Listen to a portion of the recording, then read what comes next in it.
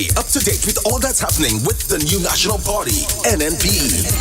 Send us a message via text or WhatsApp on 405-8683 with your name, email, and constituency. Stay in the know with NNP. Get updated. My enemies' walls are bound to crumble, and to the floor their spears will fall. I've been made and sealed with love, but time to battle, I'll find them all. I felt the whips and remember chains, but my sword has been forged by my father's flames. Fight your fears and heal your pain, and victory will be in your name. I used to be weak, but I'm not weak no more. I found the strength of my ancestors deep down in my African core. I used to be frightened, I'm not afraid no more. The Father blessed me with the heart of a lion and a warrior soul. So no weapon that form against I shall not prevail, and no man that rise against I, that war they shall never win. 'Cause I will conquer, oh I will conquer, yes I will conquer them. Come on, let's conquer, oh I will conquer, rise up and conquer them. Tell them no retreat, no surrender. I shall fight till the end of days. I was born as a Makai warrior, and the Almighty God my blade. Fire burn all Satan carrier. Father loose all shackles and chain. This morning first thing as I wake up, King David turned Sam to the brain. Don't let your courage go down, keep it up. And if your heart rip up and stitch it up, don't let your faith them fall, pick it up. When my cup was empty, God fill it up. Don't take the devil contract, rip it up. And if your bad mind people to go meet it up, pass me the Congo drum and let me beat it up. God on my side, me no give it up. So no weapon that form against I shall not prevail, and no man that rise against I, that war they shall never win. 'Cause I will conquer, oh I will conquer, yes I will conquer them. Come on, let's conquer, oh I will conquer, rise up and conquer them. Thank you, Father. I want to say thank you, Lord. Broken heart. Even some of my friends turned enemies, and they pray for right to feel. And remember, you give us your only begotten son, but we gave him the wound of life. Send down your warriors with the hello, we carry down to the end of days. No matter how the devil try trick me, unto you my soul I will give. Father, I know this storm is coming, I can see the high tide raise. Without you there is no other. Could there be that really nice day? No weapon that form against I shall not prevail, and no man that rise against I, that war they shall never win. 'Cause I will conquer, oh I will conquer, yes I will conquer them. Come on, let's conquer, oh I will conquer, rise up and conquer them. I am a man, I am a champion, I am a warrior. So who are you to tell me that I cannot make? Who are you to tell me that I am not the greatest thing that God ever created?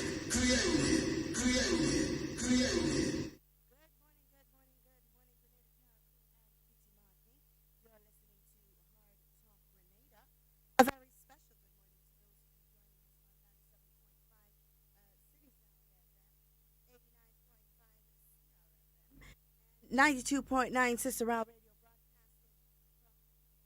broadcasting from Carriacou. It seems like we're having a technical difficulty, Mr. Bowler. Mr. Bowler, good morning. Good morning to you, Miss Duncan, and good morning, of course, to the listening public. It's another brand new week. It's Monday. I think it's now week 3 of the month of July. I do hope that all of us who are listening by whatever means did have a wonderful weekend. It was good weather for the weekend, at least in my neck of the woods. I hope that was the case throughout Grenada, Carriacou, and Peter Martinique, the rest of the region. And those who are listening to us way out there in Brooklyn, New York, or where else, by whatever means, I think last time when you did as such, we recognized that as far as Nigeria, we had people joining on the live. So a blessed Monday morning. You know, it's the start of the working week for most working people. Some people don't have a start or end because they do 7 days per week. So I really do hope that it would make for good productive work during this week, you know. All right, well, I'd like to hope so. See, I fix it. I'm learning every day, I'm learning something new in Mr. Pola. We were having a bit of technical difficulty, so I apologize for those of you who could not hear me at the very beginning, but a very special good morning to all of you. A special good morning to those of you joining us on the live video, whether it's on Facebook, whether it's on YouTube, whether it's on Instagram, wherever you may be. A special good morning to you. And, of course, a very special good morning to those of you who continue to listen to us via radio on 97.5 City Sound FM, 89.5 CRFM, 92.9 Sister Ral Radio broadcasting from Hillsborough, Carriacou, 91.9 and 91.5 Real FM Radio, and 94.9 We Noise Radio out there in Brooklyn, New York. Good morning, good morning, good morning. Mr. Bola, it was a very hot night and day and everything yesterday. It was just hot. Yeah. Very humid. And I can understand your words. What I don't understand is the facial expression that comes with it. I mean, remember, we have a barrier between you and I, but it's transparent or translucent. I'm seeing. But yeah. I don't like to feel hot. It was uncomfortably hot. Well, I can understand that part. You're not liking to feel hot, you know. And I mean, I don't want to continue the conversation about whether you feel hot or cold or, you know, your body temperature. That's not of much interest to me. Mm-hmm. But yes, the climatic conditions over the weekend, it was a bit on the warmer side. It was. I honestly would have liked us to get a little shower or so. At least in the area where I am, we didn't get any rain at all over the weekend. It was pretty dry up to this morning. And you would understand what that is when you have young trees or crops that you'd like to get a bit of water. Right. Yeah. Now, Mr. Bola, we have so much to talk about this morning because so much has happened over the weekend, in addition to last week as well, the duration of last week. And there are a few things that I want us to start touching on. First, I want us to touch on the Market Square issue because that was our train of thought, our line of conversation that we wanted to do last week. But of course, other news kind of preoccupied that moment. So what I want to do is take this opportunity to read to the general public a press release that was issued by the government of Grenada, of course, Ministry of Infrastructural Development, Public Utilities, Energy, Transport and Implementation. They put out a press release regarding the inspection of the market. As we know, the Market Square, since March, has been closed. The vendors and so on were given the opportunity to vend at the National Stadium, where accommodations were made. At the National Stadium car park, right? Car park, yes. They need to be specific. The car park at the National Stadium. And that's not just for St. George alone. The Grenville Market was also closed. They had the opportunity to vend at the Grenville car park, I believe. The bus terminus. The bus terminus, right. And then the vendors of St. David had an opportunity to vend at Las Jess. They had put up infrastructure there so that the vendors throughout the country actually had an opportunity to vend at different locations. They also encouraged the vendors from different communities that they can vend within their community due to the lockdown restrictions and so on. So accommodations were made to facilitate their trade while we were in lockdown. Now, we've started opening up. The quarantine is no more, and things are starting to... No. I think you missed there. It's not the quarantine. Not the quarantine, the curfew. The curfew, definitely. The curfew is no more, and things are starting to move, gradually. It's not as it used to be, and I don't think we'll ever get back to that place anytime soon. But things are picking up, and people are gradually moving into a state of comfort, not even normalcy, comfort. And of course, then Friday we were hit with this news of 3 additional cases coming out of Trinidad from people who resided in Grenada since March and went back to Trinidad last week, and then they tested positive on a PCR test. Actually, it was a PCR test that was given to them, and they tested positive. Now, we'll speak about that because there is some more information, but we'll speak about that later. But we want to focus on the market for the earlier part of this morning. And of course, it is Monday, so we are going to open the lines. Remember, the actual conversation interview segment of this program will end at 20 minutes to the hour of 12 so that we can facilitate the playing of the national report and so on at the end of the program as opposed to the beginning like we used to do before. Now, the press release, it reads, the Ministry of Infrastructural Development and Implementation conducted a health and safety inspection at the St. George's Market on Friday. The objective of the inspection was to assess the level of compliance with COVID-19 protocols.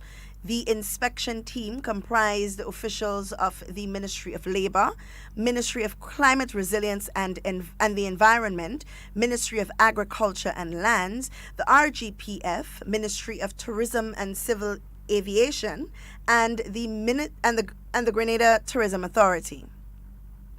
The report of the inspection will be submitted to the COVID Secretariat and the Ministry of Health. The sanitization of building number 1 is ongoing.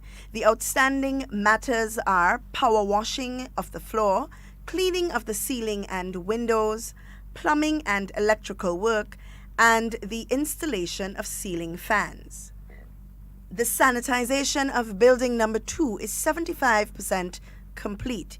The outstanding matters are installation of at least 2 fire extinguishers of ABC type in the food court area, cleaning of the roof of the booths, and replacement of broken tiles. All vendors are called upon to finalize the cleaning of their respective booths during the period July 20th to 24th. The cleaning and painting of the grills will continue, as well as the power washing of the compound. The disposal of solid waste is scheduled for Saturday, 18th July, that was Saturday gone, and the next inspection is scheduled for Friday, the 24th of July, 2020 at 9 a.m.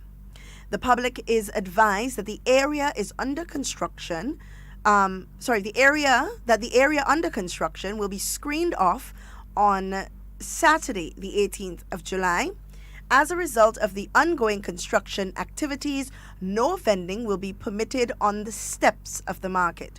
The ministry anticipates the cooperation of all stakeholders. Sabola? Yep, there it goes. I think prior to this release, there was another release prior to this one. Mm-hmm. So, in essence, this is letting the public know there is a continuation of whatever work was started. And I say congratulations to the ministry for putting out the release.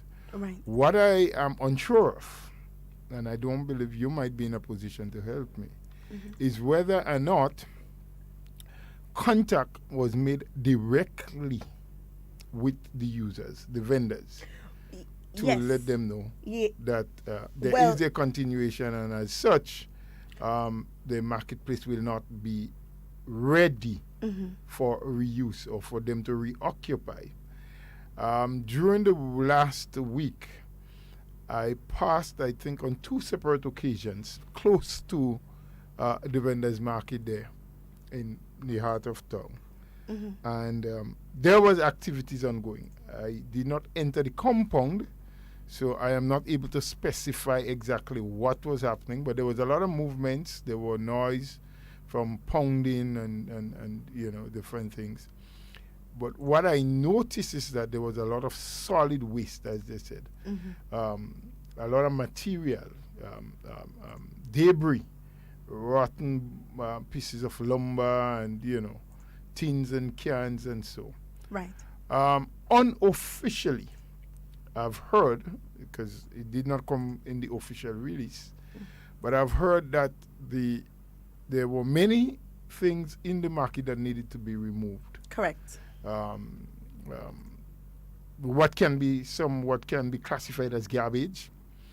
The general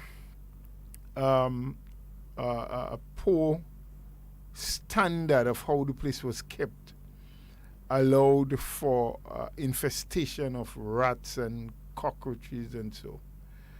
What I believe from what I have heard now officially is ongoing, and the attempt that is being made is to have the market properly sanitized.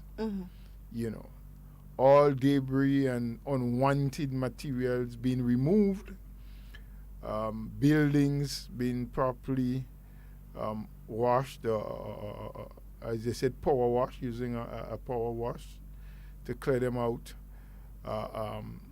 The pest unit to come in and see what they can do in terms of eradicating or reducing significantly that infestation of rodents and so.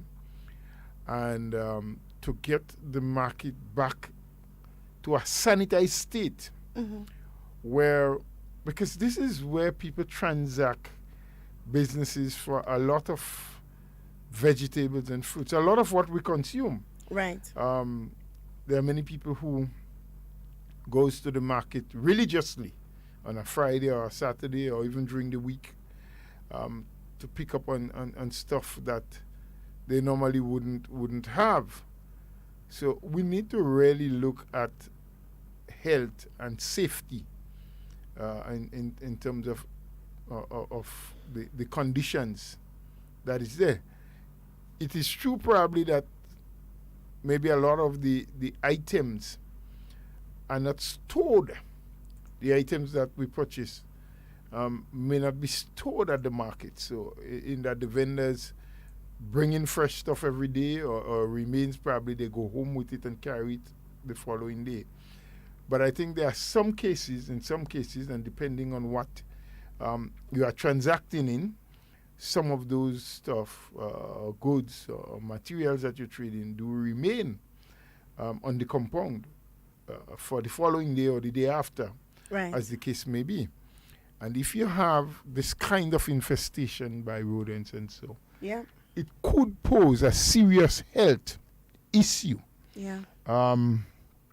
I know, for example, rats, if they get into these things, if they urinate on it or so, which they oftentimes do, and one should consume it or probably even touch it and without washing your hands, may then touch something and consume it after, can lead to a sickness, I believe, that is called leptospirosis, which is a critical illness. People have died because it can affect your immune system really bad, and you can go on lockdown and eventually die as a result. So it's sad enough that the situation has gotten that bad before we got the opportunity to deal with it. But I think now COVID has presented to us an excellent opportunity. So in short, I'm appealing for calm and understanding on the part of the vendors. I know that there are some people out there, that would like to see unrest and see protest and are finding reasons to make it appear in the eyes of the users of the market, the vendors and so, that it is a case where the government doesn't care about their livelihood and their survival. In fact, I heard someone saying, why are they sending them to the stadium? The stadium. That the stadium was built for athletics and what, and whether there's a race and what time the sports is going to start and things like that. Sarcastic remarks, and maybe for fun, I don't know. But the truth is, let us find out what the facts are. Yeah. And it appears from what has been released that serious work is ongoing, that an inspection was done after a portion of the work was completed, and within a week or so, maybe another inspection will be done based on the release, and that would give a better indication as to where they are and how soon the vendors can return. I really do hope that between now and the end of the month that they'd be able to return. Because there are a number of them, Duncan, let's face it, that is their source of income. Correct. That's how they make their livelihood. And no one would like to be locked out of the opportunity for survival forever. But it is necessary to do what is being done at the moment. And calm and patience is being appealed for. And to the authorities, I do hope that you're making every effort and taking every opportunity to keep in contact with, because I think from proper the line onset, of communication. Right, there was not timely and proper communication, and that led to some, kind of issues that almost went out of hand. But I must also commend the PS and the minister and the other people with responsibility. I think they quickly recognized where they may have dropped the ball a little bit, and they moved on, being apologetic and bringing the information. So that must be continuous, in my opinion. But we spoke about that last week, Mr. Bola, in terms of the level of information and the way information and the time in which information is communicated with the general public. And maybe not even maybe, definitely, the government of Grenada does need to they need to do better in terms of how the information is communicated and the timeliness in information. Oftentimes you see something happen and then it's blown way out of proportion before the information actually reaches the people, and then after there's a scramble to get information out there and all of that. So we need to do better in terms of the information that is provided, and that is what we try to do as well, as much as we can. As much as we can. Is to give information and to source information. We always tell people, it's your responsibility if something is of importance to you. If something means so much to you, it is also your responsibility to source information on a particular topic. And a lot of people say, things are being hidden, but things are not hard to find in Grenada, It's not hard to find out at all. It takes a phone call here and a phone call there, but eventually the information that you need, you will get. But the government of Grenada does need to do a more thorough and timely job in terms of getting information to the people. I did understand that the information concerning the market was not communicated in a timely manner. That is the first bit. The first bit of information. Yes. Of course, when they realized that was the case, and they quickly jumped to address the situation when it really could have been the other way around. Yes. So we really have to try to do a better job. But also it's the responsibility of us as Grenadians to ensure that we try and keep the peace. Not everything has to be, as Mr. Bola said, a protest or a disagreement or anything like that. Sometimes we have to be adults about a situation and say, listen, we're going about this thing the wrong way. Let us seek the information. The ministry did drop the ball in terms of providing us with the information. We understand that. But now look at that. We spent a day protesting, walking up and down with placards that of all different natures, saying all different kinds of things. And then after, when the information really did get to us, Look at that. Everybody became calm, and they understood why it was necessary to do what was done. I don't know if the public saw the pictures. Mr. Bola, did you see the pictures Not that came much out of of the it. market? Not much of it. Trust me, the maintenance was well overdue. Yeah, I did say earlier on that on two separate occasions during last week, I passed Yeah. close to the market, in the vicinity. And not into the market, but on the streets close by. And from my observation, you can see that quite a bit of work was being done, and a lot of debris had to be removed. And I hope that can be maintained. You Of know, course. the tidiness, the cleanliness. The maintenance, that is what is important. You know, I've been to some other countries, and that is not to say we have to follow what they do. But I've been to countries where the market is in far better shape than ours. But I've been to some other countries as well that has far more resources than Grenada. Quite more people. Yeah.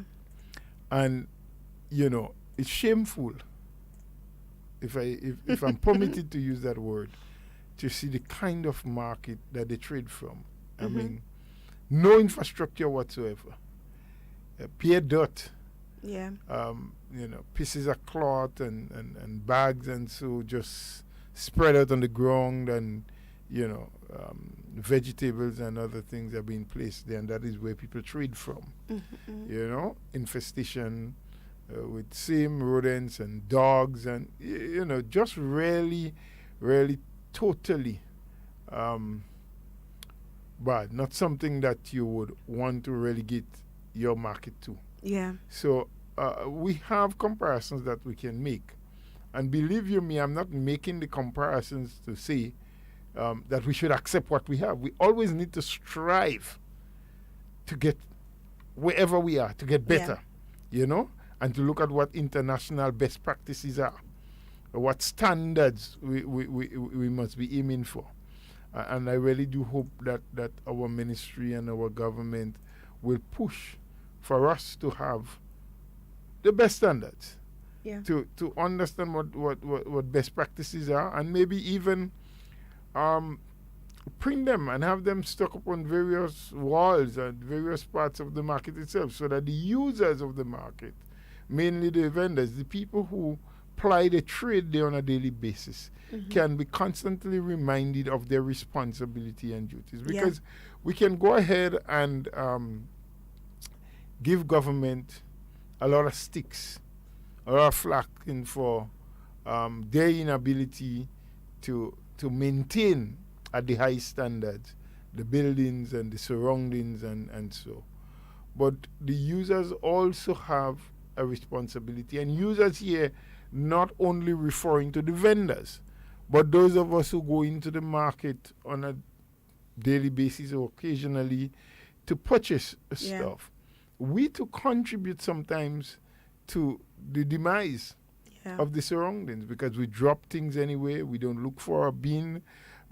We don't encourage our others who are with us or whom we see to not litter. You know, you see someone throwing something in a place where they shouldn't, or dropping a bag or a bottle or something. We can be each other's keeper and remind them, not shout to them or try to embarrass them, but gently remind them that is not very nice. That is not allowing us to maintain the kind of cleanliness and a healthy surrounding as we should. So maybe you should pick that up and put it in a bin. So if every one of us takes it upon ourselves and decide that we're going to try to do better as it relates to the environment, to our country, to its cleanliness, and when we use something, we had a snack or we had a beverage, rather than just dispose of the packaging anywhere where the contents is taken out, and hold on to it until we find a bin. Eventually, everyone in Grenada will pick up the habit. If we make it our business and our duty to remind a friend or someone that where they had dropped something is not the proper place, and probably they should pick it up and try to get it to a bin. Yeah. it would become a habit for us. But also, Mr. Bola, and I want to appeal to Ministry of Works, that in the renovation process, in the maintenance process, in the sanitizing process, whichever one of those you want to use, that they try and construct, and if not construct, then erect some bins in the market. I don't believe, and this of course is my personal opinion and based on things that I've seen, I don't believe that there are sufficient Okay. outlets for people to discard of their garbage, because right on that So what they call them, receptacles. that street, Halifax Street, is it? That street by between the market and Foodland, that Halifax Street, right opposite anyway, right in the market, right where they broke down Jamrock there. Yes. There's a bin erected there, receptacle erected there that, Mr. Bola, as long as I can remember, this thing has been overflowing with garbage. Every day. Every day. Every single day. And it has to be either because there aren't enough bins erected in strategic places in the market, or that people just favor this bin, because every single day, Mr. Bola. So either a bigger one needs to go there, or they need to put more receptacles, so that we eliminate that or it could be a third thing. There's the trucks that remove garbage. They visit there on a daily basis. Well, yes, on a daily basis. It does. Okay. But the amount of garbage Right. So that is placed there on a daily basis, by the time 4 o'clock in the evening, sometimes even before 4 o'clock, it's spilling it's over. spilling over. Good. So maybe more receptacles can be, not even maybe, it's a definite need that more receptacles are placed in the market square. But not only in the market square, Mr. Bola. Throughout St. George, there is a need for some receptacles. So as it relates to that, I think this is something that sits with the Ministry of Environment, solid waste and what they need to do. So we have to take a note. We probably need to reach out to someone or more than one person. Right. Ministry of Works probably should be informed of that issue. Because sometimes in the haste of doing what one thinks they have to do, the washing, the sanitizing, and all those things, the observation of the lack of sufficient receptacles doesn't hit you. Right. And even the users, sometimes while they discuss it and know that it is something needed, in the heat of the debate, when they are debating what should and shouldn't be, they miss that. Yeah. I think we have an obligation, having observed that we must bring it to the attention of the Ministry of Works, also the Ministry of Environment and Solid Waste. Yeah. So let's accept that as a civic responsibility. Right. That you and I will perform in I terms agree. of calling the relevant authorities and to saying get it done. that we think if more of that is provided, it may help in maintaining the tidiness and cleanliness of the market and its environment. Absolutely. But I'm happy that a lot of the things that need to be addressed, renovations, tilings, the cleaning of ceilings, the installation of ceiling fans, Mr. Bola, which is important because I can imagine how inside they hot. I did hear that it's very, very hot. Right. So the installation of ceiling fans, the power washing of the floors and so on. I see they started taking down some of the old boots, those made out of wood that started to rotten and so on. What we call that? Pallets. Pallets. A lot of the pallets, yes. They took a lot of those down. I'm not sure, but I'm hoping that they would erect some more, especially for those vendors who sit on the steps to sell, I believe, provision and seasonings and so on. That's what they usually sell there. That they would have a suitable place that they are able to ply their trade. I don't know if they prefer to be there because it's right on the road of everybody passing, but it really isn't sightly, nor is it sanitary with all the vehicles passing right in front there, people passing and they bouncing your stuff and all of that. It's not very sanitary. So the move is absolutely necessary. So this week, as we read, they're not going to be able to sit on the steps. I'm hoping that this was communicated to them before so that there isn't an issue when the time arises for that to take place. But it's necessary for them to have a suitable area, even in the place where they broke down Jamrock or whatever. If they put up some tents and put up 2 tents and a couple tables like they did in the stadium car park, so that they're able to have a comfortable sanitary area for them to ply their trade, then that would be wonderful also. But we have to think about creative ways and means to deal with this kind of situation. I looked at the pictures, I saw the bathroom, and in my mind I'm wondering, well, how people could use a bathroom that looks like that? So you are absolutely right in saying not only does it need to be renovated, but it also needs to be maintained. You're using it, take pride in what is given to you. A lot of people think that, oh, well, it's government that put it there, so if we mash it up, they're going to replace it, or they have to replace it. And if they replace it, we make a noise in it. We go in and make a real noise together. It's a mentality we have, but it's something that we have to take into consideration. Have pride in whatever it is that you are working with. It probably doesn't solely belong to you, but while you are utilizing it, it is yours. So you must take pride in it, In its care, in its maintenance, and having care or showing care for something, for some facility, doesn't only mean you doing what is physically expected of you.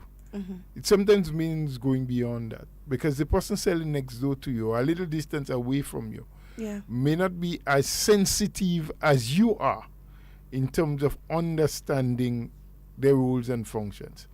And part of your role may be to speak with them, to further clarify for them things they do not understand, and to encourage them to follow through on doing things proper.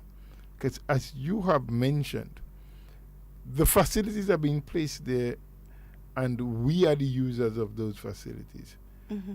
We should take pride in caring for it. Of course. Because when we allow it to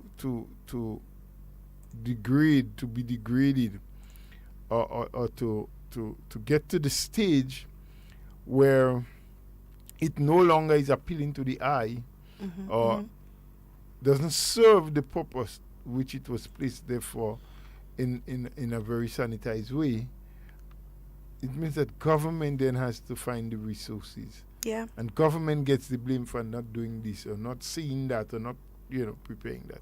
Absolutely. And then the inspectors, whoever they are, they probably should take note that they do not have to wait until there's a lockdown or a disaster or something to make a visit and to inspect. Yeah. But that periodically, or as regular as is possible, they should do the inspections. They should go through. They should look at what is deteriorating, and all the steps can be taken to repair what needs to be repaired.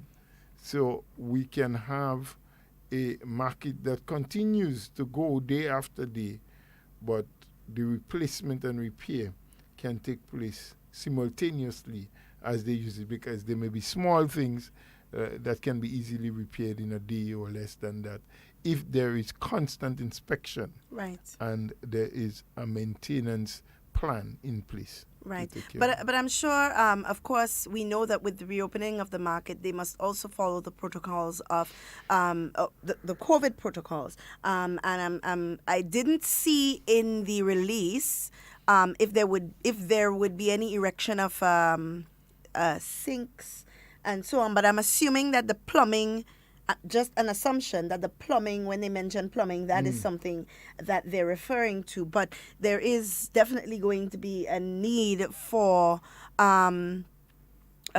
more facility for people to sanitize and so on. I want to believe that I did hear them speak about self-sanitization stations. for individuals in the market, using the market, and so on. And that would be something to look at. I saw a local welding company put together a very creative structure.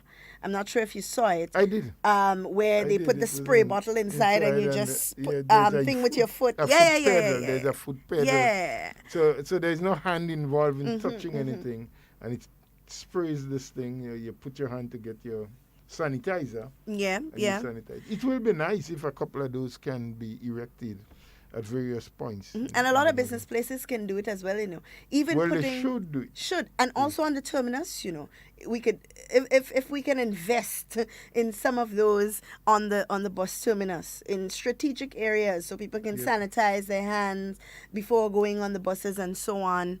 That would be really nice, and it would definitely add to the purpose of self-protection. Yep. And we need it now more than ever, Mr. Bola, with things the way that it is now, where we are gradually opening up.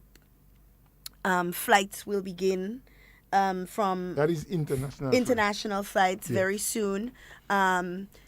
We have to start really honing in on those precautionary measures, and keep reminding our people that there is a need to continue to observe the protocols that are in place, because we can easily get a false sense of security in that, as I oftentimes say, there is no medically proven cases of COVID in Grenada. And I always stress on the word medically proven, because until and unless people are tested, you cannot, you cannot discount the fact that they may be a healthy carrier, an asymptomatic person. Yeah. Yes? So we can easily fall into a false sense of security, as we have seen happen over a couple of the weekends. I don't know exactly what went on for this Sunday. It may have been a lot less people. There may have been a reduction in the activity, because what I learned yesterday is that there was heavy police presence in the Bathway area, and that patrons who were heading there had to park the vehicles some distance away, and that vehicles, or most vehicles probably I should say, were not allowed to drive right into the scene. So there was a portion of walking that had to be done. So that by itself may have caused a reduction in terms of the turnout, the crowd support. I don't know if there was still mass. I don't know if people were still willing to remove the face covering to go down in the meet, because that's what they were doing for the last 2 weeks, as the song says, or as I've heard them on the video singing. I await to see, and as I continue to inquire, what transpired. But if good sense had prevailed and people had become much more sensible to what they should do or shouldn't do, I say all the best to all of us. And I do not want it to sound as though I am anti-socializing, or I'm anti-people trying, as we mentioned last week, releasing some of the stress from being under lockdown for a couple of months. That's not my issue, really. My issue is how you're doing that. The lack of face covering or face mask, the massive gathering in the carnival-like atmosphere, without too much concern for the possibility of someone being infected and being there in the crowd can easily spread that virus. That is where my major concern is. Absolutely. And mine as well, along with a few other people who have expressed that concern. It's not the issue of socialization. That's not the problem. It is the issue of how it is being done, the manner in which it is being done, without care or concern of the situation that we are in. And I mean, a lot of people are saying,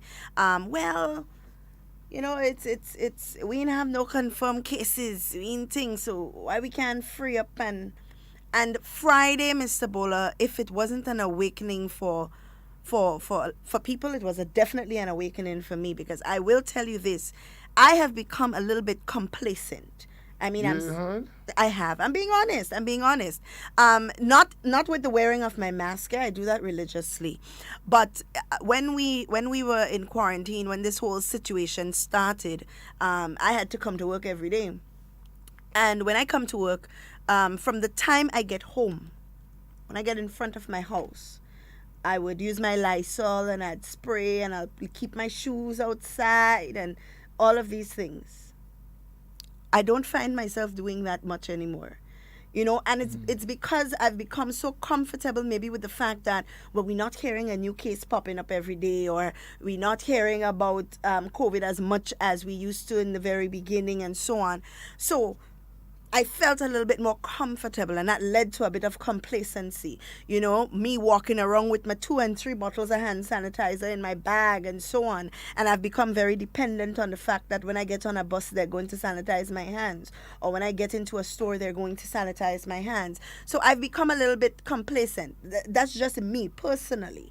And I think for a lot of, for people in general, and we see it because there are people walking around St. George's. I can only speak of St. George's because that's where I live. But there are people walking around the town of St. George, minding their own business, no mask on. And it's probably, all of them probably not because they don't want to wear a mask, but they've become so comfortable in the fact that we feel safe, that we don't feel like we need to adhere to these protocols anymore because, listen, nobody in dead. We only had 23 cases. Is it 23? Yeah, about 23 cases. Nobody seriously ill, hospitalized, nothing like that. Somebody was saying the other day, the only wake-up call Grenada would ever have is when we had the first COVID funeral. I wish we would never have. I wish so as well. But in a sense, the person is right, because there are lots of people a few people, who are not taking the protocols seriously. They've never followed the protocols from the beginning. They feel like in order for them to follow the protocol, something drastic has to happen to convince them that this thing is real, to convince them that we need these protocols. So Friday was really an awakening for us, because here we have 3 individuals who resided in Grenada since March. They've lived here. They've moved about based on the reports coming in from Trinidad. This is what the people say. They've moved about. They've interacted with other people. Now we have an issue where 154 persons have been tested. That's through contact tracing. Yes. 154 people tested. The results, I can't be sure when they'll come out, because that's 154 tests. And these are PCR tests? PCR tests, yes. Okay. So we have to be careful. We have to be mindful. And having said that, in terms of the testing, the number of people who are tested, that brings into focus another aspect of, the don't care attitude that we have, that sometimes we don't talk about. Mm-hmm. We oftentimes sleep over that. So we talk a lot about your health and your family health and security, asking people to wear face covering and so. But there's that other aspect of the stress that we put the healthcare and frontline workers through. Yes. The fact that when every new case that is being uncovered, there must be the contact tracing. So it is people risking their lives again, ordinary human beings like you and I who have their families and who has to be careful of what they do, have to go all day now to find the various people who you had been in contact with. Yeah. To make sure that they get tested and that they are not positive. And then the third aspect is the economic and financial strain and pressure it puts the government through. Because for every person, every individual that a confirmed case had been in contact with, these people now must get tested as well. Yeah.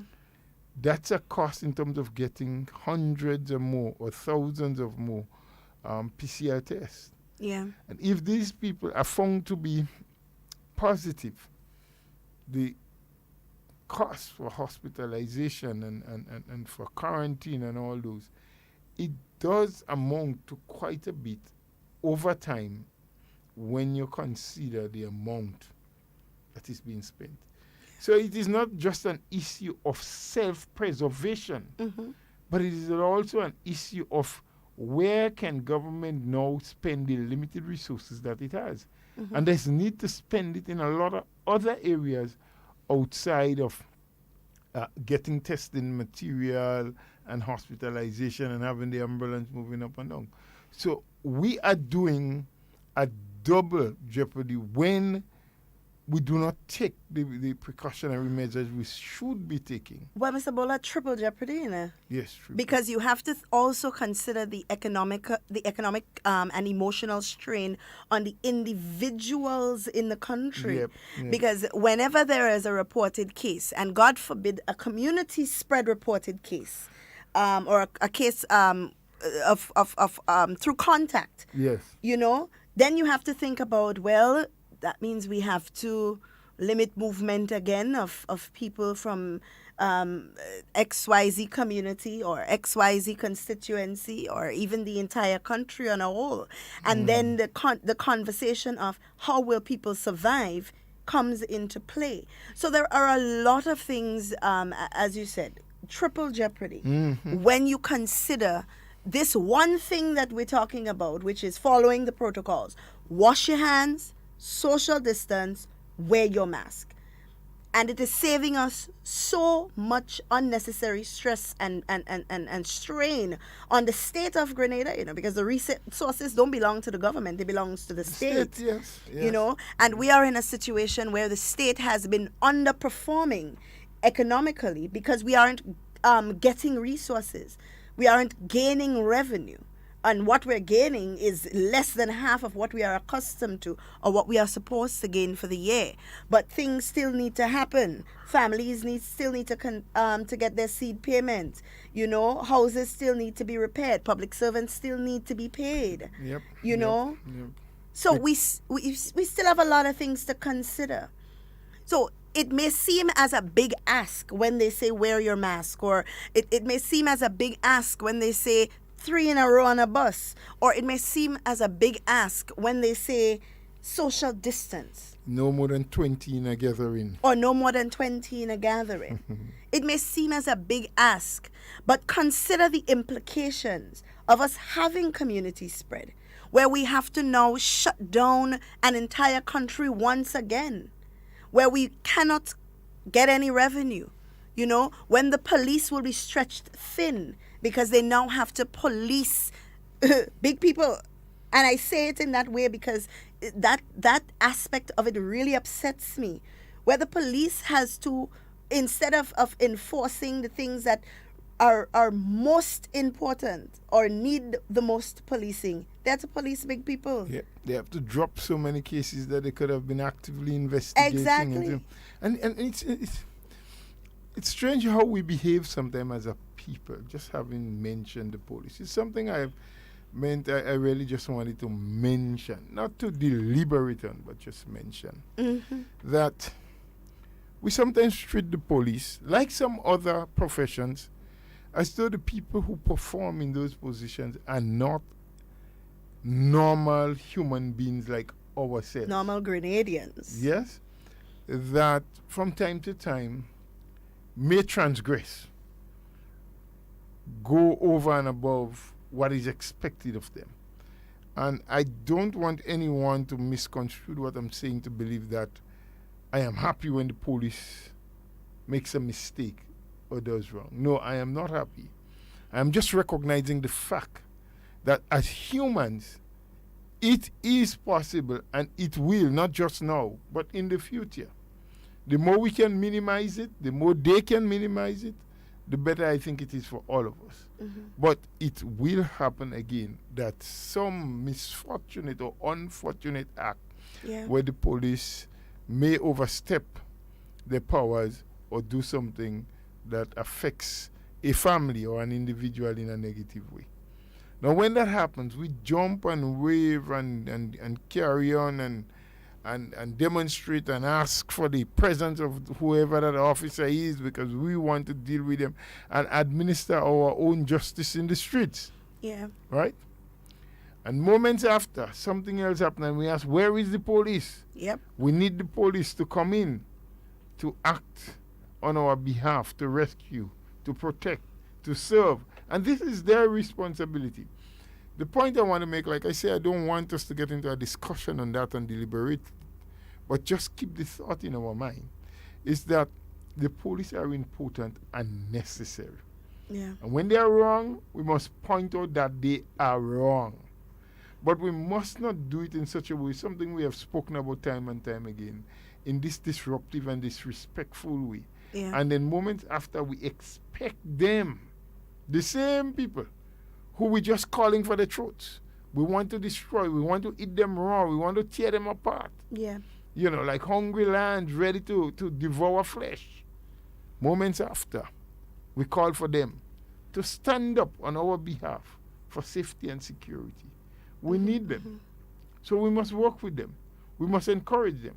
We must give them the praises. And when they do wrong, we must tell them that we are dissatisfied with the actions. But also, we Mr. must not Bola. continue to disrespect them. But also, Mr. Bola, we must also put ourselves in their shoes. I mean, a lot of people believe that the job of the police is just to stand up and watch and issue a ticket and rough up who they have to rough up and so on. But putting yourself in their shoes, not understanding that these men and women have to leave their families sometimes days at a time. Yes. So that they can complete their duties. These men and women have to work overtime sometimes, double shift, standing on their feet for hours at a time.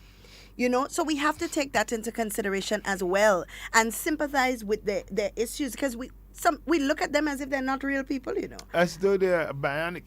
They are not total human. They are semi. You know, they have some machines in them. Sometimes they act as though they are. But, you know, we have to be realistic. And you're looking at a situation or an issue where COVID came, and now these men and women have to stand at a roundabout in let's say Decal, for example, right through the night, just to ensure that big people don't leave their houses because they're not supposed to, or cross the borders because they're not supposed to, you know.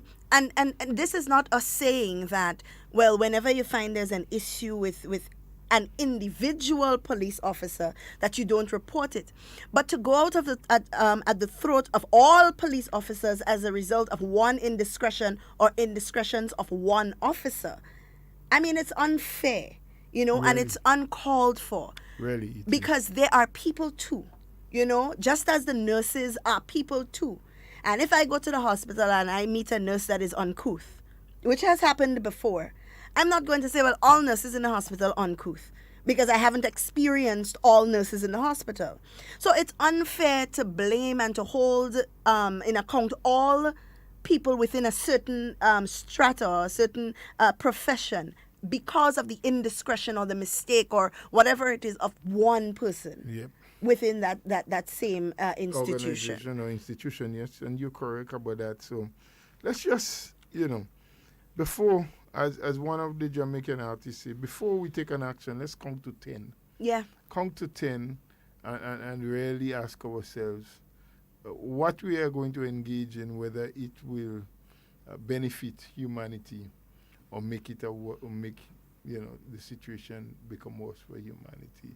Absolutely. Count to 10. But I just wanted to throw that out. It has been there, something I wanted to see of course. for a while. Yeah? But back to the issue of the three individuals. So we're looking at a situation where these three men, I believe it was three men. That's what the news clip said. But I also have... Three people, yeah? Well, yeah. I also have the press release that came out from the Ministry of Health on Friday, and we're going to take a moment to read that. And it reads, Ministry of Health confirms 3 new COVID-19 cases arriving in Trinidad and Tobago from Grenada. The 3 individuals were tested and found to be positive at the port of entry in Trinidad and Tobago after leaving Grenada on the return leg of a Caribbean Airlines repatriation flight yesterday, Thursday, July 16th. All 3 individuals are nationals of Trinidad and Tobago who were residing in Grenada during the last 4 months of the COVID-19 pandemic. This means that they contracted the virus in Grenada from a currently unknown point of contact. 1 individual resided in the north of the island, another in the south, and 1 in the southeast. It is important to note that people can test positive long after they are no longer contagious. Therefore, these individuals might have been infected some time ago and are no longer contagious. But both the Ministry of Health in Grenada and the Ministry of Health in Trinidad and Tobago are treating these cases as active until further testing. We expect a further update on Monday when these individuals are scheduled to be retested in Trinidad. The implications of this new development is clearly disturbing.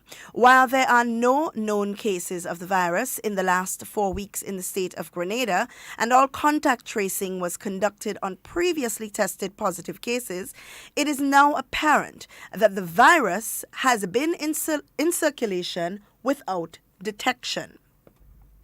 Without too much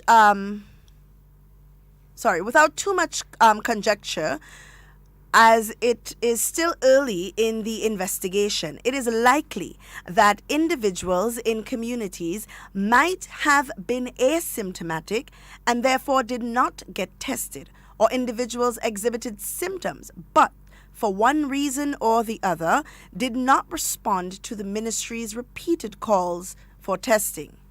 The ministry cautions that there is a high or immediate probability that an active spread of COVID-19 in Grenada, and we must once again heighten our vigilance.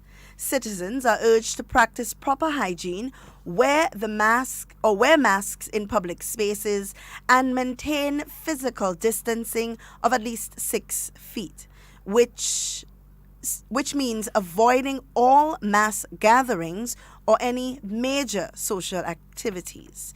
We cannot stress enough the importance of observing the safety requirements.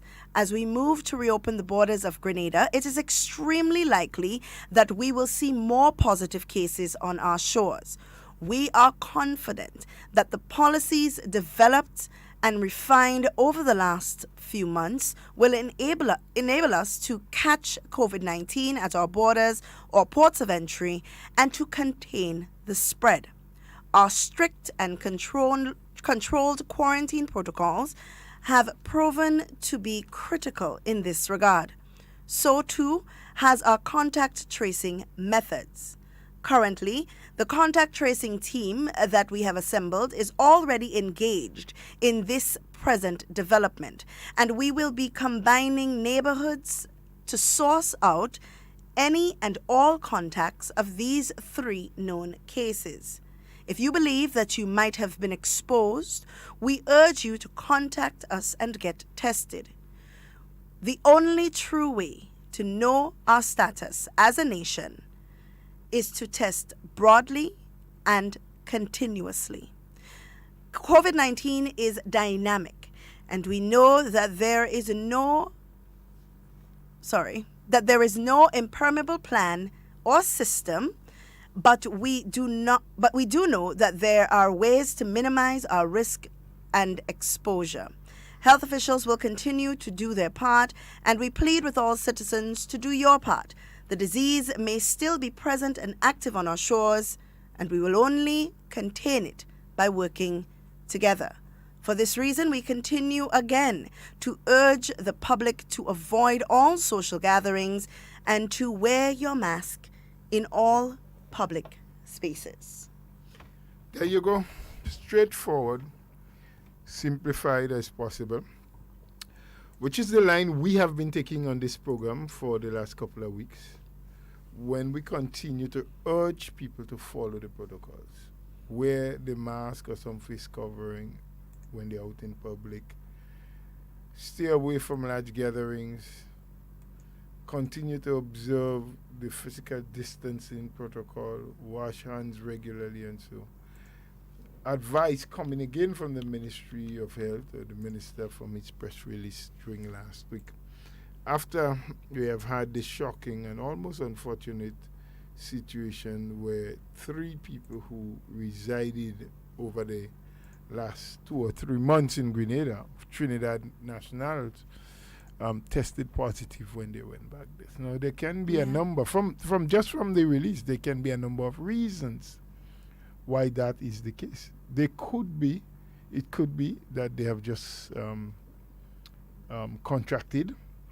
It could be that they had the disease, as was mentioned a long time ago, and this, what they found is just residue of the virus, some antibodies that are still in the system. So you just don't know where it came from. Yeah. And that has led the ministry on a task. You mentioned that some 100 plus people in the contact tracing, phase of things had been tested. Yeah, 154. 54. There may still be others that they're trying to find. Yeah. And they noted that it's an unknown point of contact. So we are unaware of where they picked up the virus. And it's very possible. Now, the press release noted 2 very important things. One, that they could have been asymptomatic, which means they showed no signs or symptoms, which means to them it was undetected as well. Or that they got sick, however, not sick enough to need medical attention. Because remember, COVID affects people differently. Some people get a simple fever. Some people get joint pain, difficulty breathing. Some people just get a tickle in their throat, differently. It affects people differently. So we now have to, or they have to identify at which point either they started feeling sick, who they may have come in contact with that is possibly positive or could possibly have been positive, or what was that point of contact that they made in order to contract the virus. That is an important thing to find out. But even more important, we must now identify the 154 people that they have been in contact with, plus the 154 people that 154 people has been in contact with, and so on and so on and so on. So now we are in a very precarious position because we now basically have to do a very extensive round of contact tracing. The Minister of Health said in one of his press conferences, if you're feeling sick, don't drink bush. And a lot of people laughed at that, saying, hey, well, Doc, when I'm sick, it's bush you're drinking. Not understanding that the virus can present itself in so many different ways that you might feel as a little cold you're getting. You might feel my sinus acting up, Not understanding that it's possible that you may have come in contact with COVID-19. And that is why they went on an extensive campaign saying, if you feel sick, you have a fever, gastrointestinal symptoms, which would be diarrhea and so on, vomiting, nausea, any of these symptoms, to call the hotline and get tested. It wasn't because they wanted to test everybody.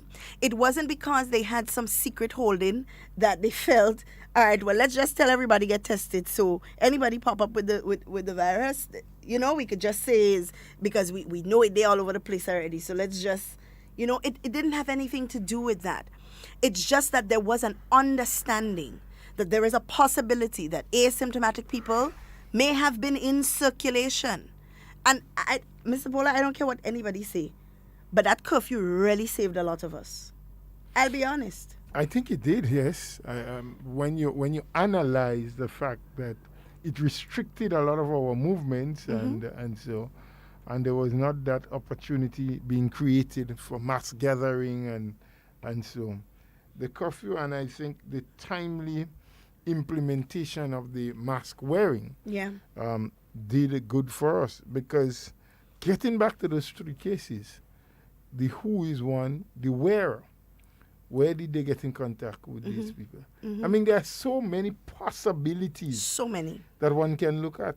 I mean, they really said that one person came from the north. What if that individual being infected was there in Batway getting down in the meat as well? Did you listen to the song, Mr. Bola? I sent it to you specifically. No, I did not. So you can listen to the song. No.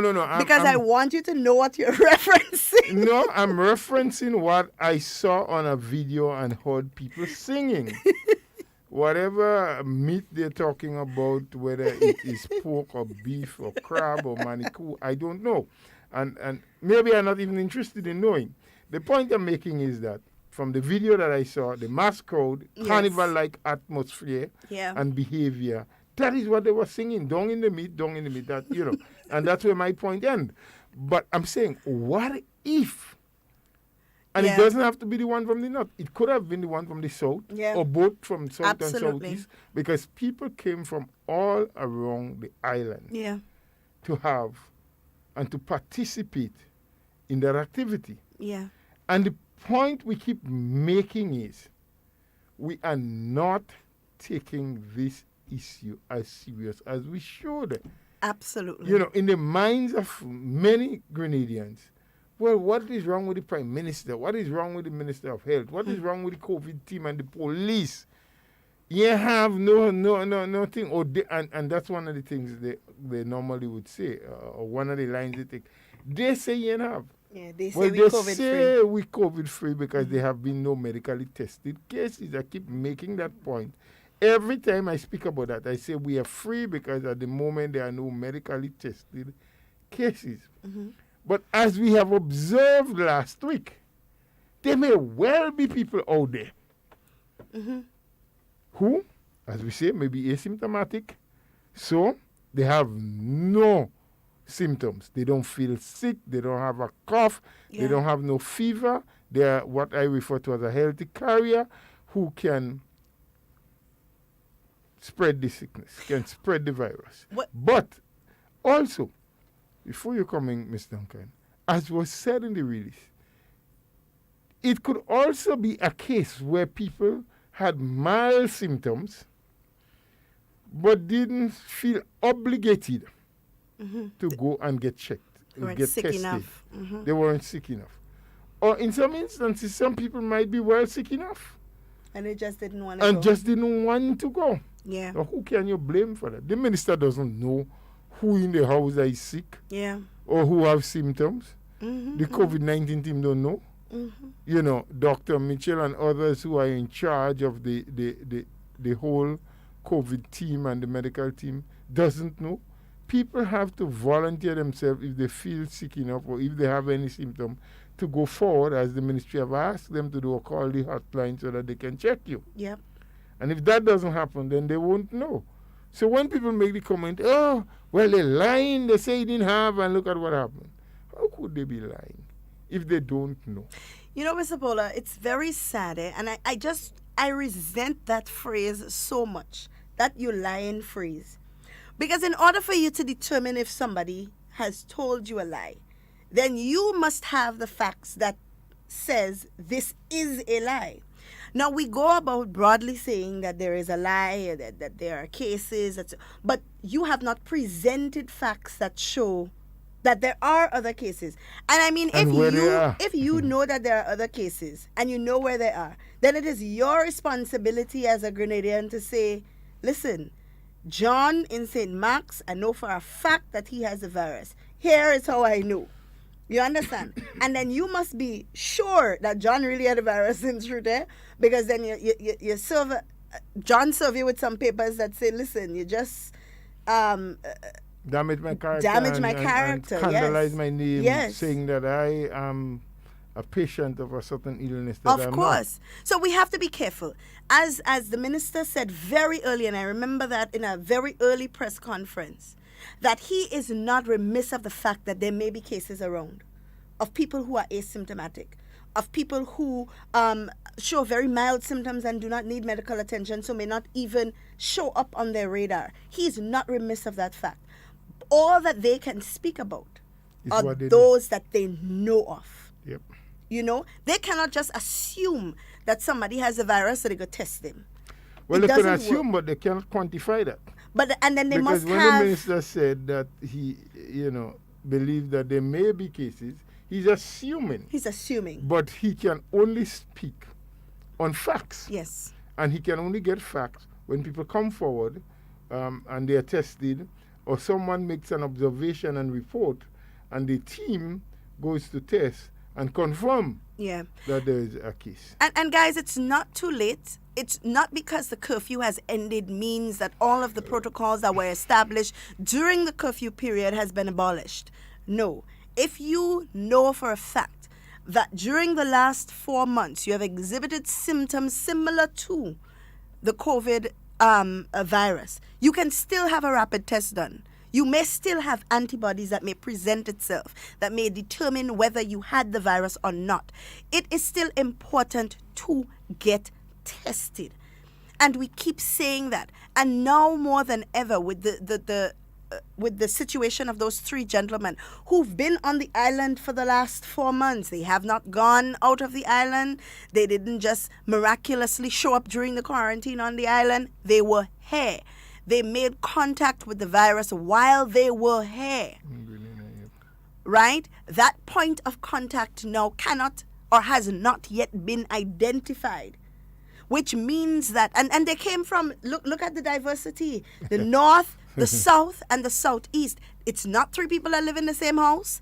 It's not 3 people that sleeping in the same bed. It is 3 individual persons from 3 different points of the island that tested positive. And mind you, they said a week positive, meaning that Monday, which is today, they're supposed to receive another PCR test, and that PCR test will determine whether they are active cases still with virus, or whether it is weak enough to say that they cannot transmit. And Dr. Martin spoke a lot about this kind of situation where you have a virus that the viral load is so limited that you may test positive, but you are not you do not have enough virus in you to transfer from one person to the next, right? So that might possibly be their case. We do not know, but it is also unfair of us to make these speculations and to make these broad judgments and to say that the government is lying. I mean, we have made so many gains in the past couple of months. Look at St. Vincent, for example. St. Vincent confirmed this morning that they are now at 19 positive cases of the virus. That appears to be like a resurgence, right? A resurgence. But also, some of those cases are imported. Yes. Now, one of the issues that they had, which is something that we possibly may not have because of how thorough our protocols right now give for the situation now, and I want to stress that because that may change. We don't know. Now, how thorough it is now that they had an issue where 4 people who came in, supposed to go home and quarantine, went to a funeral. You understand? So we still have issues like that. Anguilla, is it Anguilla or Antigua and Barbuda? I believe it's Antigua and Barbuda, is now saying that they have banned all flights coming in from it's Bahamas, from the U.S. St. Vincent has also now banned flights coming in from the U.S. completely, and it is not because the U.S. has a resurgence. You know, a lot of people are coming in, Mr. Bola, with fake certificates, medical certificates that say that they have been tested and they tested positive, negative. You know, so these are all of the things that we have to look out for. Jamaica is having some issues too. I don't think they have banned the flights as yet, but they are now training what they refer to as tourist wardens. to have them deployed in the tourist belt, so to speak, around the hotels, and so they can keep a watch, keep a lookout. Because while Jamaica is accepting some people, some tourists at the moment, they sort of restrict them to roam a certain area of the country. Right. And sometime last week, the Minister of Tourism, both the Minister of Tourism and the Minister of Health, was on news talking about the fact that some people went outside. They did not comply, went outside of the restricted area in which they were supposed to be, to traverse, and so. And then they spoke about the idea of starting to train some 70 plus. I think they mentioned 77. Like we have traffic wardens here, they call them tourist wardens, where they can now keep a sharp watch on. So the dynamics are changing. It tells us that life, as you mentioned earlier on, Duncan, may not return to what it used to be, but we may have to make ourselves comfortable with what it will be, because things, COVID, have brought on changes and will continue to make changes. There are some states in the U.S. where they had opened up, where they have allowed restaurants and so to open up, and now they have instituted laws for the lockdown again, because of the rapid way in which the virus has been spreading. So we need to listen to those things, look at them, and take examples from them, and know that if we refuse to obey, I know I heard fairly reliable news yesterday that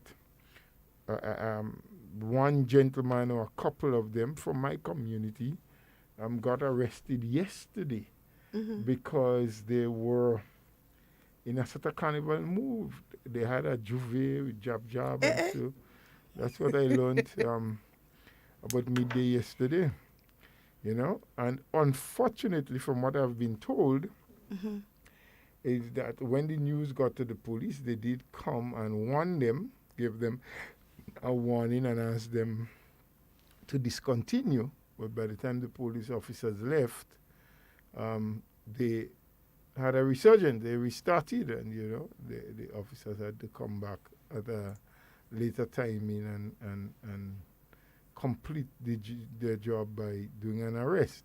Right. Now, I mentioned that just to say to people, we need to obey. We need to follow. We need to recognize that what is being asked of us is for our benefit as well. It is not, they're not asking that because the police or the government or a particular individual in government will benefit.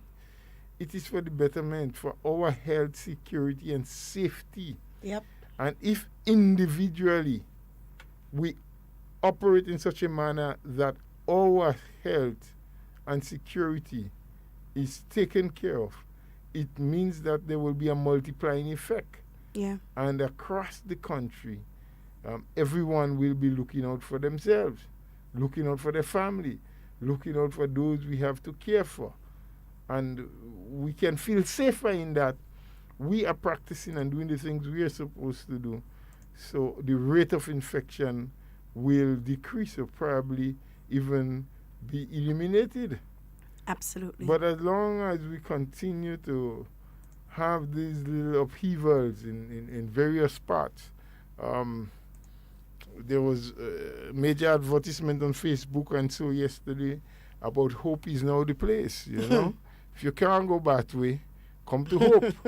So like another hotspot is being developed. And, we can understand the need to be creative and wanting to have some economic activity in your little neck of the woods. But be conscious of the fact that the war with COVID-19 is not complete. There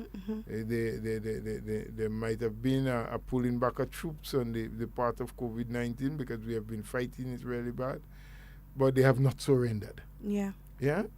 It's anytime, any place. We have to be careful, ladies and gentlemen. Absolutely. Now we're going to open the lines because we don't have much time remaining, but we can open the lines to take a few calls to the people who want to contribute to the conversation. The number to call is 440-7377 if you are in the, in Grenada and you want to give us a call. If you're in the diaspora and you want to give us a call as well, it's 347-329-3101. We also receive WhatsApp calls and messages. If you want to be a part of the conversation. Now, Mr. Bola, I did learn recently that there is a chartered flight coming out of the U.S. Let me... I think that should be on Wednesday from on the Wednesday. information that I heard. Might be leaving New York at 2 in the afternoon. It's a JetBlue flight, but it's chartered. I haven't heard recent times in terms of how that is developing. So... Right. Well, I have a quick release here coming out of the consulate in New York. Yes. Okay, good. And it's a flight coming out of JFK, 7 a.m., July 22nd. 22nd is Wednesday. So it's 7 a.m. actually. 7 a.m. Okay. The cost of the flight is $450 US to be paid to Astral Travel. Price of the luggage allowed, one checked piece, 2 carry-ons, must fit below the seat. Let's see here. You can make payments, cash or credit card payments, to be paid to Astral Travel, Grenada, and they would accept Western Union transfers as well. The telephone number, if clients need additional information, and also the email address is 917-508-7203. Let me say that again and slowly for the people who are listening. It's 917-508-7203 and 440-5127, right, for people seeking more information. The contact number in New York, which is the 917 number, is available from 9 a.m. to 4 p.m. There are a list of government-approved facilities, because remember, once you come in, especially from the U.S., you have to quarantine for 14 days. There's no if, no but, no maybe about it. You have to quarantine for 14 days, and the cost will be applied to you. So keep that in mind. Don't come and say you didn't know. We have said it. It has been said for, about 2 weeks now we've been talking about that, right? And the list of government-approved facilities, we have Hideaway Apartments, Captain Harris, Sea Breeze Hotel, Relax Inn, and True Blue Bay Hotel. All right. All passengers are passengers responsible for making their own accommodation?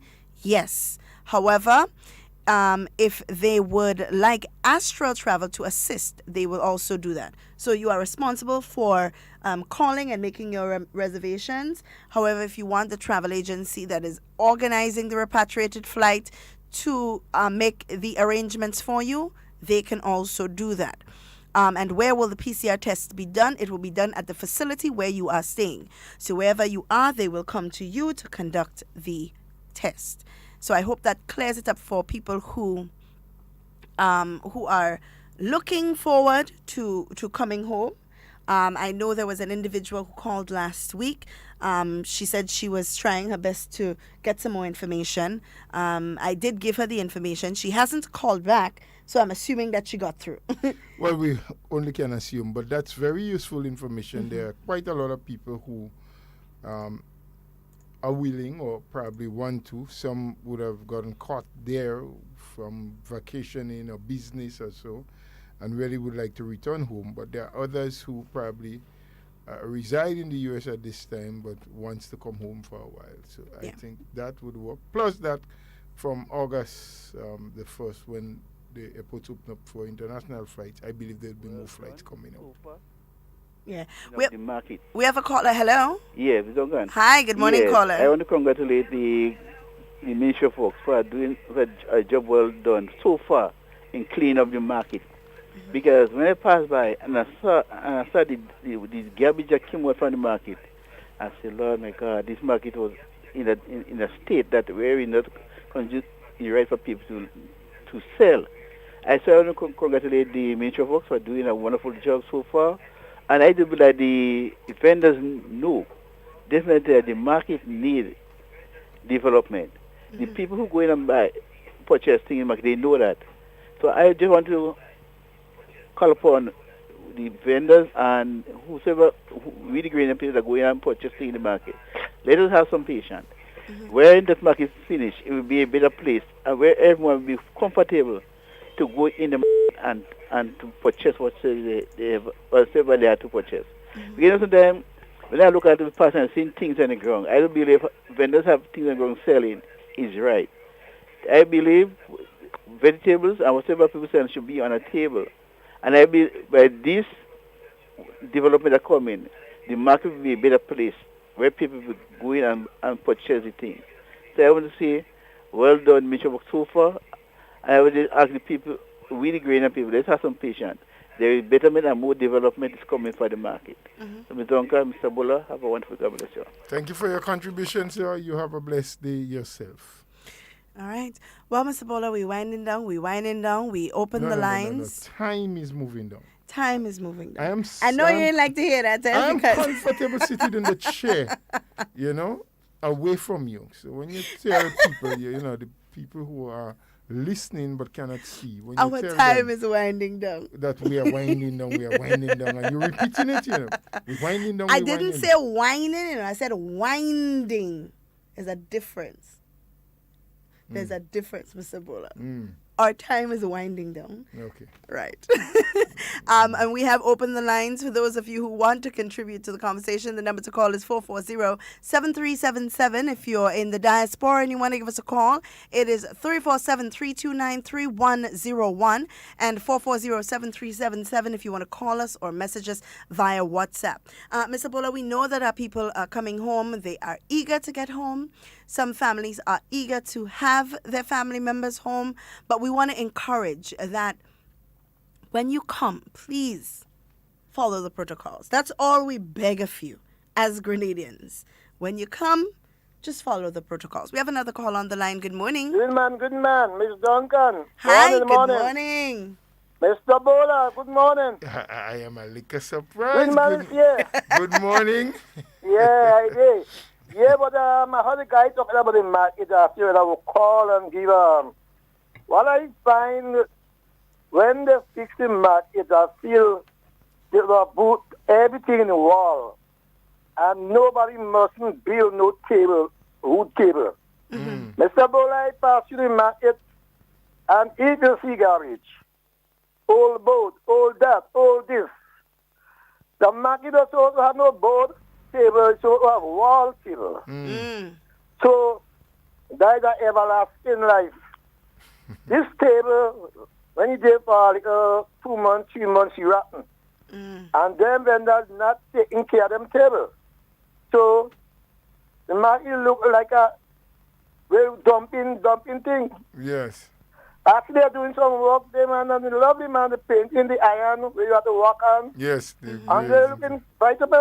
Yes, it's looking good. So the government must build a wall table, and nobody mustn't build no boat table to make the place look like a garbage city. So, Mr. Bola, take your time, man. It's good to hear you. It's good to hear you.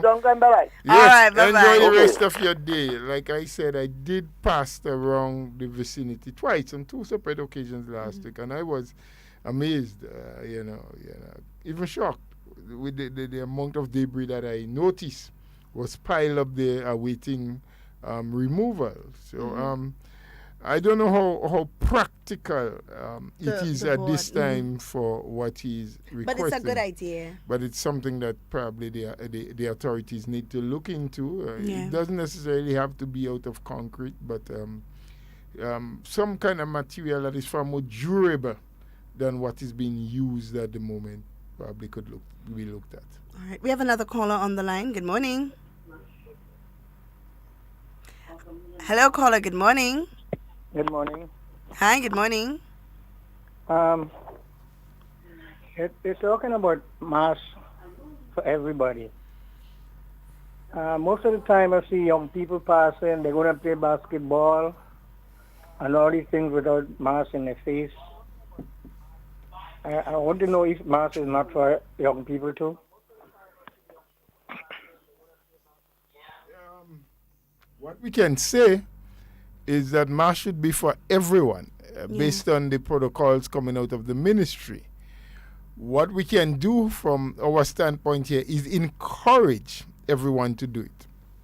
Some people, for whatever reason, young or old, take it upon themselves not to do it because they feel that maybe they're immune from the sickness or it probably wouldn't affect them. I don't know. Only over the weekend, I think it was Saturday night or sometime, I was looking at some news on NBC, and there was an 18-year-old in the U.S. who got critically sick as a result of the COVID, had to be hospitalized, and after some days, in critical condition, she had pulled through and was doing a lot better. So the fact is, it is for everybody. COVID does not distinguish or decide on who it's going to affect based on your color, your religion, or your age. We believe that the senior people are more critically affected, but young people should be careful too, and of course the authorities would like them to be. All right, we have another caller on the line. Good morning. Hello. Hi, good morning. Good morning. Oh, I'm not hearing you at all. Oh, can you hear us better now? Not much. Anyway, I'm going to ask the question. Mm-hmm. I saw a report that Barbados is giving a 1-year visa as a result of the lockdown, which they're going to charge $2,000 for. And workers here in the United States, and I live in Brooklyn, could spend that time, who have the ability to work virtually, in other words, work from home, could use that as a vacation in the sunshine to continue their work. Now, I'm wondering, is there going to be, has Grenada, maybe this question is mostly for Mr. Bola, is Grenada planning to have something like that? Because my daughter is going to be home for another year. She's working, but because of the COVID, she's going to be working from home. And we know a lot of people from the Times, New York Times, that have that situation. And because I've been blabbing about Grenada for the last donkey years, they have shown interest when I spoke to them about that last night. Is there going to be that type of program in Grenada where people who have the ability to work virtually could do it from Grenada for the next year? Well, I have to be very frank with you, my friend. I am not aware, because the fact is I don't have the privileges of being in cabinet anymore. I'm no longer a minister of government. Whatever we tell you is what we are being told in terms of information from the government. I know people are free to come to Grenada for now. There is not a visa from anyone from the necessary from anyone from the U.S. What I can promise you is that we can speak with the minister with responsibility for tourism, as well as, I believe, foreign affairs, and inquire for you whether or not there's an intent to follow suit like Barbados is doing. And at a later program, be it tomorrow, please God, or Wednesday, as soon as we have that information, we'll be able to answer that question for you in a more practical way. But as it is now, the airports will be open up. It's already open up for regional flights. International flights, I believe, from the U.S. and other places will come in from the 1st of August. And as far as I know, people are free to come in. No visa needed. I don't know what immigration will do when they get there in terms of how long they would give them to remain here. But specific to your question, as I've said, we'll try to seek that information and get it and give you a more appropriate response in another few days or so, I hope. Thank you for that. I will be listening. Thank you, sir. Thank you for your patience, and we're going to tell you what we know, what we find out. That's good enough, sir. All right, great. All right.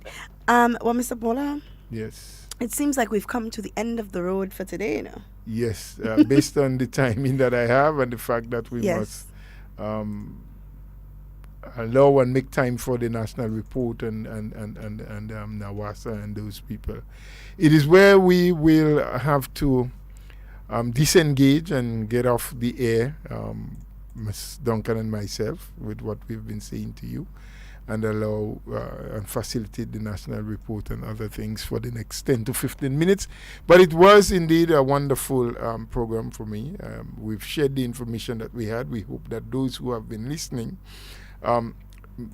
understood what we were saying, and for those who have not been practicing the protocols, the safe distancing, the wearing of the face mask and what have you, would have, from what we've said, have found sense in doing that now. We want to wish you the very best. I hope that you would continue to enjoy the rest of Monday. It's a wonderful day. It was a wonderful day when I came in studio. I have not been able to see outside whether it's sunshine or rain for now, but I hope it continues to be a wonderful day for the rest of it. Enjoy it, and we do hope to join you again, God's willing, tomorrow for another program where we try to bring you factual information that you can use to make good decisions. Absolutely, guys. And it is here we say, in whatever you say and whatever you do, be safe, be secure. We always want to be talking with you. We don't ever want to be talking about you. Enjoy the remainder of your day.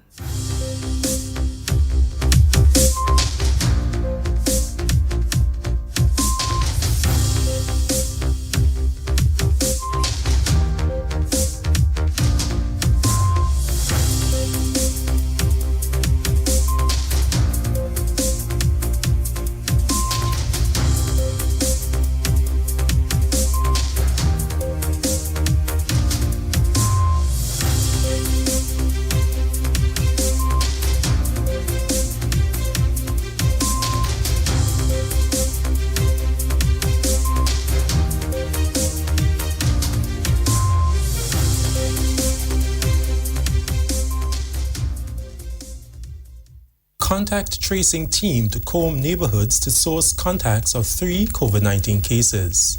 Details to this story and more in the National Report.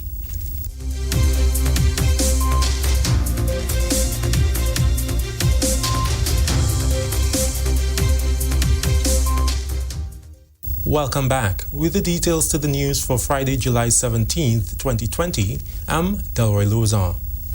The Ministry of Health has deployed a contact tracing team to quickly assess recent developments in areas where 3 COVID-19 cases were confirmed from Grenada.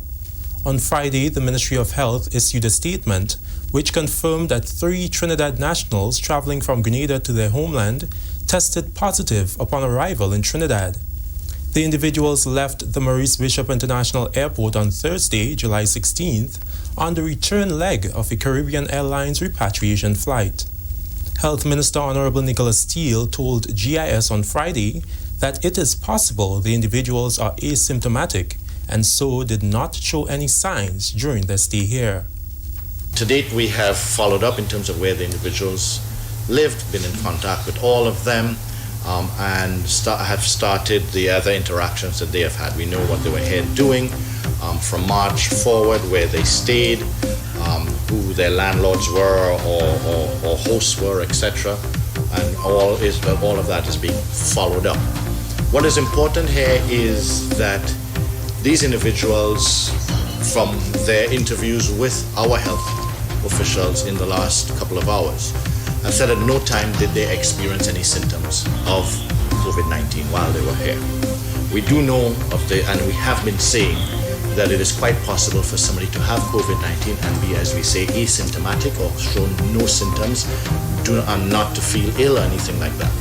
A release from the Ministry of Health on Friday states the implications of this new development is disturbing, since there has been no known active cases of the virus in at least 4 weeks in Grenada. Minister Steele reiterated the need for Grenadians to be vigilant, avoid all mass gatherings, maintain physical distancing, and practice proper hygiene. We need to continually observe the social protocols, social distancing, wearing the masks, no mass gatherings, etc. Because we must always be cautious that the war is not over. We may have won some of the battles, but the war is not over. The Royal Grenada Police Force, the RGPF, has also issued a warning against the non-compliance of the COVID-19 emergency powers regulations, which has been extended to 11:59 p.m. on July 20th, 2020. The RGPF is reminding the general public that the regulations remain in effect, and the mass informal gatherings and carnival-like celebrations that have been on display in recent times are against the regulations. The Ministry of Infrastructure Development and Implementation says additional immediate remedial work must be completed before the St. George's Market can be reopened. Ministry officials, along with representatives from the Ministry of Health, Labour, Works, Tourism, and other key ministries, were part of an inspection tour of the facility on Friday. The inspection took into consideration the level of compliance with the COVID-19 protocols. Following a tour of the facility on Friday, Infrastructure Minister Honorable Gregory Boeing told GIS, although a considerable amount of work has been done, the St. George's Market did not pass the inspection.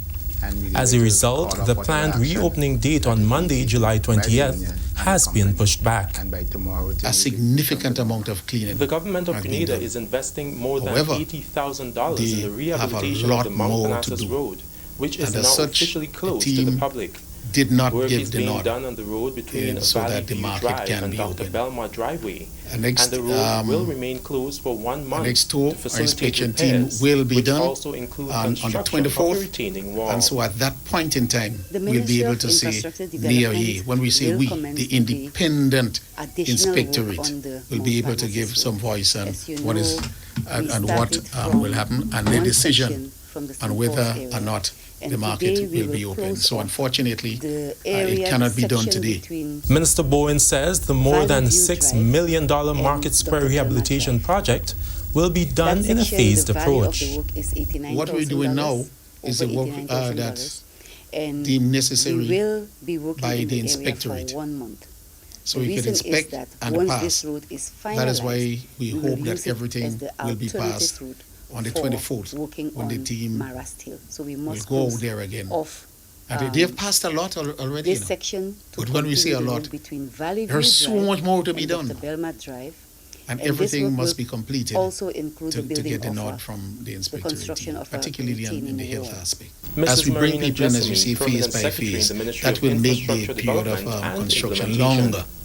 On completion Notwithstanding of the that Mount is Parnassus what we'll Road, do, so that work will at the commence earliest at Marrast possible Hill. time, Mrs. all Jessamine vendors says should the be Mount back in. Parnassus Road will New serve as developments an in Grenada's alternative route for COVID-19 vehicular status traffic may see when work possible commence changes at in Marrast regional Hill. travel to and from She Grenada. adds that if remedial That's according work to is Health not Minister done on Honorable Mount Nicholas Parnassus Steele. and traffic is He told the diverted from Government Marrast Information Hill, Service it will cause discussions are further being held deterioration to of the decide roads. whether PCR testing should be The done on project at Mount passengers Parnassus will traveling create to and employment from a for a country, local company regardless and of their 7 country of workers. origin. At present, Work like rapid this along tests the are Mount conducted Parnassus road is first, very and if the beneficial for results our are own positive, local then contractors, officials small follow up with a And we are very PCR pleased test. that the contract was I do awarded think to while we were Mr. contemplating Marisho, previously Marisho. I that really individuals look coming forward from that green he will zone give us a very countries good job because the would road only be is rapid tested. an active I think we have to give thoroughfare, consideration, and I was I having do that wish them conversation good with success with this our work. Trinidad The associates and emergency our powers Barbados associates COVID-19 within the last hour. regulations, which took effect on July That there should be 15th, PCR will testing, remain until regardless of where you 11:59 come p.m. from on on arrival, Monday, July 20th, 2020. and that we as The regulation brother and mandates sister that every nations person in should public also facilitate must wear a PCR mask testing or an before boarding. appropriate So form somebody of going face from Grenada to covering Barbados and adopt should be social PCR or tested physical in Grenada distancing and of expect to 6 be feet. PCR tested in Barbados. It also and vice mandates versa. that Same for social Trinidad. activities must Same not for be beyond Carriacou 20 regions, persons, etc. while the So yes, it maximum will number bring of some people allowed further to attend changes, or weddings could and bring some funerals further is changes in limited to terms of 50.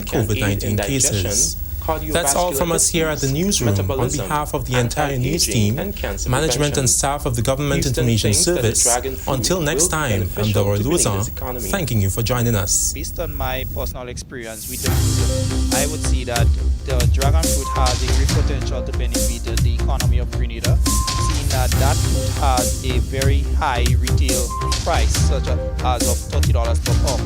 And many farmers that are looking to get into a crop cultivation that is somewhat lucrative to them and is a bit easy to grow, you can look into the dragon fruit, because the dragon fruit cultivation from seed, as I said, it takes 4 years, but from the arm it only takes about a year and 6 months.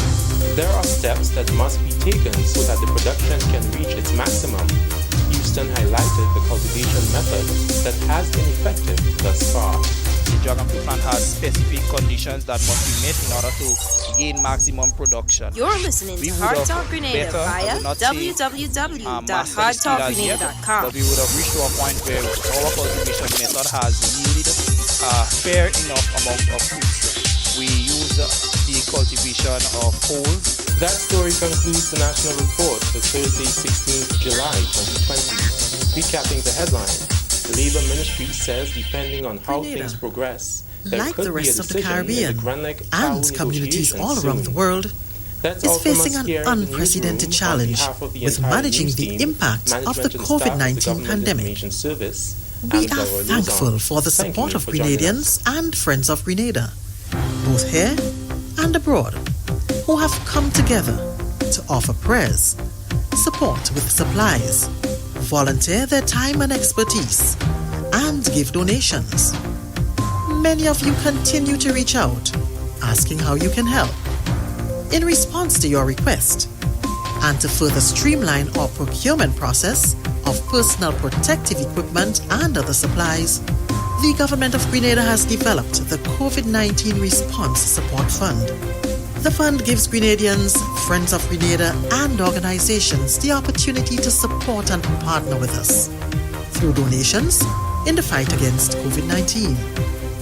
If you are in Grenada, funds can be donated at the Grenada Cooperative Bank at account number 413-000-849. For further details and donation options when contributing from outside of Grenada, with the new national please party, NNP. Send us a message via text or WhatsApp on 405-8683 with your name, email, and constituency. Stay in the know with NNP. Get updated.